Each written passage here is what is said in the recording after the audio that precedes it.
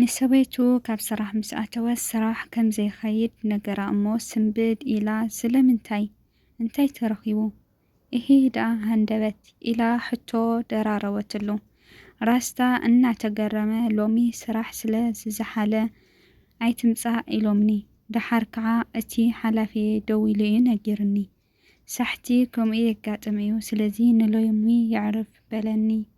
ኢሉ ነገራ ተናዲዱ ስለ ዝነበረ ገዲፍዋ ድማ ናብ መደቀሲኡ ሓለፈ። ንሳ ድማ ምስ ከሊእ ሰብ ኣብ ገዛ ቆፀራ ስለ ዝነበራ ኣብዚ ገዛ ርግኣት ሰኣነት ድሕሪ ቁሩብ ግዜ ቴሌፎን ብምድዋል ራስታ ስራሕ ከምዘይኸድን በዚ መሰረት ኣብ ገዛ ምርኻብ ከምዘየለን ክጥዕማ ድማ ከምዘይኽእልን ነገረቶ። ሰላምታይ ረሳኺ ናይ ህው ላይፍ ቻነል ተኸታተልቲ ዝኾንኩም ከመይ ኢልኩም ደይዳሕና ድኹም ኣነ ሰላም እየ እግዚአብሔር ይመስገን ከምታነ ሰላም ዝኒሆ ንስኹም ላይ በበዘለኹም ሰላም ትኾንለይ ናይ ኩሉ ግዜ ትምኒተ እዩ። ናይዚ ቻናል ቤተሰብ ዝኾንኩም ከምቲ ኩሉ ግዜ ትገብሩለይ መበረታዕኹም ኣይፈልየኒ። ናይዚ ቻናል ቤተሰብ ዘይኮንኩም ድማ ላይክ እና ሳብስክራይብ ብምግባር ቤተሰብ ኩኑ ኩራት ኣሕዋተይ ንትገብሩለይ መበረታዕ ብጣዕሚ እየ ዘመስግን እግዚአብሔር ይኽብረለይ። ካብ ሕዚ እውን መበረታዕኹም ኣይፈልየኒ እናበልኩ እየ ሎማዓንቲ ብሓዱሽ ትሕዝቶ እየ መፂአኩም እኒኹ። እቲ ትሕዝቶ ድማ ራስታ እንታይ ገጠሞ 5ይ ክፋል ዘርእስታ ኣብ ሓቀኛ ዛንታ ዝተመርኮሰት ዛንታ እየ ሒዘለኹም መፂአ እኒኹ ናብኣ ከብለኩም እየ። ካብ ዝሓለፈ ራስታ ናይ ጓሉ ዓመት ቆልዓ ስለ ዝነበሮ ለኸኽብርዎ ኢሎም ኣስቤዛ ክገብሩ ከም ዝወፁ ንሱን በዓልቲ ቤቱን በዓልቲ ቤት ድማ ሃንደበት ዘይተፀበዮ ዝኾነ ወዲ ረኺባ ከም ዘነጋገረቶ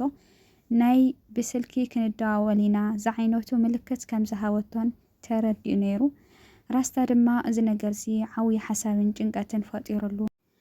እንድሕር ውሽማዕ ኮይኑ ኣብዚ ዓመት ቆልዓ ናይ ጓልና ክመፅእ እዩ ብምባል ድማ ራስታ ከም ዘፅበዮ ከም ዝነበረ ኣብዚ ኣቋሪፅና ነርና ክቡራት ኣሕዋተይ እቲ ዓመት ቆልዓ ሕዚ ኣኺሉ ዶ ይኾን እቲ ወድኻ ክመፅእ ዶ ይኾን ራስታና በዓልቲ ቤትኸ እንታይ ዓይነት ህይወት ክቕፅል ይኾን ዝብል ሓቢርና ንሪኦ ይልኾን ክሳዕ መጨረሻ ሓቢርኩም ይፅንሑ። ራስታ እንታይ ገጠሞ 5ይ ክፋል መዓልቱ ሓሙስ እዩ ዝነበረ። ራስታ ኣስራሒኡ ስራሕ ዝሒሉ ስለ ዘሎ ስራሕ ክዓቱ ከም ዘይብሉ ብዋትስኣፕ መልእኽቲ ሰዲዱሉ። ራስታ ሃንደበት ስለ ዝኾኖ ንኣስራሒኡ ቀጥታ ብምድዋል ንምንታይ ሃንደበት ከምኡ ከም ዝበሎ ተወከሶ እሞ ኣስራሒኡ ድማ ሓደ ሓደ ግዜ ስራሕ ስለ ዘዝሕል እዩ ንሎሙ ጥራይ እዩ ድማ ዝብል መልሲ ሃቦ። ራስታ ዘይሓሰቦ ስለ ዝፀንሐ ናይ ሓደ መዓልቲ ብኩራት ኣይተቐበሎን። ይኹን እምበር ኣብ ትሕቲ ሰብ ትሰርሕ እንተደኣ ኮንካ ፈቲኻ ፀሊእኻ ብዝብሉኻ ምኻድ እዩ። በዚ መሰረት ድማ ቀጨውጨው እናበሎ ኣብ ገዛ ዋዕለ። ንሰበይቱ ካብ ስራሕ ምስ ኣተወት ስራሕ ከምዘይኸይድ ነገራ እሞ ስንብድ ኢላ ስለምንታይ ሓተተቶ እንታይ ተረኺቡ ድማ ኣስዓበትሉ። ይሄ ደኣ ሃንደበት ዝብሉ ሕቶታት ደጋጊማ ኣዝነበትሉ። ራስታ እናተገረመ ንሎሚ ስራሕ ስለ ዝዘሓለ ኣይትምጻእ ኢሎምኒ ድሓር ከዓ እቲ ሓላፋይ ደው ኢሉለይ ነይሩ ሳሕቲ የጋጥም እዩ ስለዚ ንሎሚ የዕርፍ እዩ ኢልኒ ብምባል ሓዲግዋ ናብ መደቀሲ ሓለፈ። ንሳ ምስ ከሊእ ሰብ ኣብ ገዝኣ ቆፀራ ስለ ዝነበራ ኣብቲ ገዛ ርግኣት ሰኣነት ድሕሪ ቁሩብ ግዜ ቴሌፎን ብምድዋል ራስታ ስራሕ ከምዘይኸደን በዚ መሰረት ኣብ ገዛ ምርኻብ ከምዘይጥዕሞምን ባዕላ ክትከዶ ከም ዝሓይሽን ነጊራ ዓፀወቶ። ኣብዚ ህሞት እዚ ራስታ ኣይደቀሰን ዝነበረ እንተኾነ ቋንቋ ኒዘርላንድ ብዙሕ ስለ ዘይምልኽ ኩሉ ኣይሰምዖን እንተኾነ ንሱ ስራሕ ከምዘይከደ ከምኡ እውን ክትወፅእ ምዃናን ተረድኦ። መሬት እናመሰየ ኣብ ዝኸደሉ ዝነበረ ናብ መደቀሲ ብምሕላፍ ኣነ ቆፀራ ኣለኒ ሰብ ረኺበ ክመፅእ እየ ኣብ ገዛ ፅንሓኒ ኢላ መልሲ ከይተፀበየት መኪናኣ ኣልዒላ ከደት። ራስታ ብቐጥታ እቲ ዝረኣዮ ወዲ ቅጅል በሎ ይኹን እምበር ዝገብሮ ነገር ኣይነበሮን። ንሳ ኣብ ዘምሰየት ኣምስያ ዳርጋ ሰዓት 10 ኮይኑ ተብተብ እንዳበለት ገዛ ኣተወት እሞ ራስታ ቅርብ ተበላ ብናይ ኣልኮል ጨና ምቕራብ ከልአቶ። ራስታ አበይን ምስመንን ከም ዝነበረት ቀሲሉ እናሰሓቐ እንታይ ደኣ ንዓይስ እንታይ ምበለኒ ነይሩ ዘይምተመላእኸኒ እንታይ ደኣ ንዓይስ እንታይ መለን ነይሩ ዘይምተመላእኸኒ እንታይ ደኣኸ ምስ ደቂ ስራሕትኺ ምስ መሳርሕትኺ ድዩ ቆፀራ ነይሩኪ ይቅርታ ብምባል ሓተታ ኣብ ልቡ ዝነበረ ሕበጥ ኣንትዖ ንሳ ወየ ስትያ ስለ ዝነበረት ዋው ደስ ዝብል ምሸት ኣምሲና ይገርመካ እቲ ወዲ ከፍ ዘለዎ ኣብ ሃይስኩል መምሃርተይ ዝነበረ እንድዩ እውይ ክነግረካ ኣይክእለን እየ እንዳተቃንዘወት ንልቢ ራስታ ብቃንዛ ስኹር ናይ ልቡ ይዛረብ ከም ዝበሃል ሃንደበት ታይ ትብልላ ስለ ዝተረድኣ ስኽ ብምባል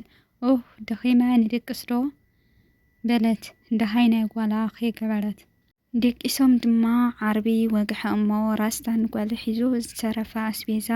ናይ ጓሎም ኣኻኺቡ ኣብ ገዛ ፀንሓ ንሱ ናይ ምሸት ስራሕ ስለ ዝነበሮ ስርሑ ኣተወ እንተኾነ በቲ ኩነታት ዘይቀሰነ ራስታ ቅድሚ ስራሕ ምእታዉ ኣብ መደቀሲኦም ሕቡእ ካሜራ ብምግባር እዩ ናብ ስርሑ ዝኣተወ እንተኾነ ኣብዛ መዓልቲ እዚኣ ዋላ ሓንቲ ነገር ክርኢ ኣይከኣለን ቀዳም ናይ ሶና ጓሎም ዓመታት ስለ ዝነበረ ኣንጊሆም ተሲኦም ምድለዋቶም ክገብሩ ነይሩዎም በዚ መሰረት ድማ ኣንጊሆም ብምትሳእ ዘደሊ ምድለዋት ገበሩ ራስታ ግን ስርሑ ናይ ለይቲ ስለ ዝነበረ ኣዝዩ ደኺሙ ነበረ መደቦም ዝጅምርሉ ሰዓት ካብ ሰዓት 1 ክሳብ ሰዓት 5 ስለ ዝነበረ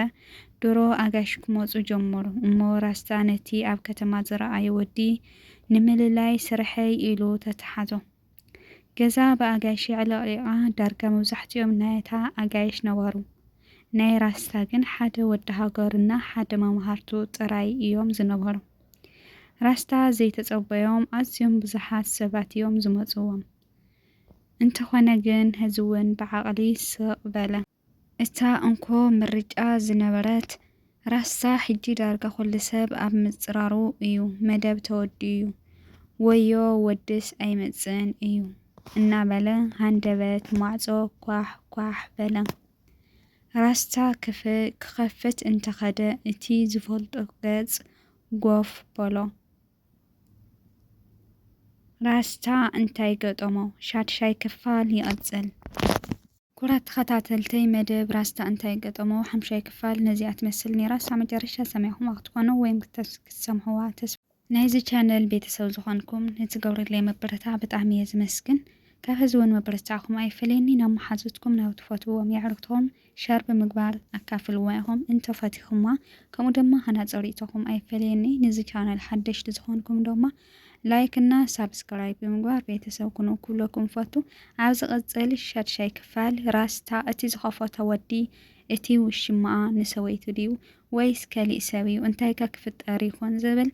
ኣብ ሻድሻይ ክፋል ንሪኣዩ ንኾን ከምዚ ንሪኦ ኣለና ራስታ ብጣዕሚ ብዙሕ ዓቕሊ ዝገብር ወዲ እዩ እና ሻድሻይ ክፋል ሳዕ ንራኸብ ሰናይ ግዜ ሰናይ ቀንያ ትሆነልኩም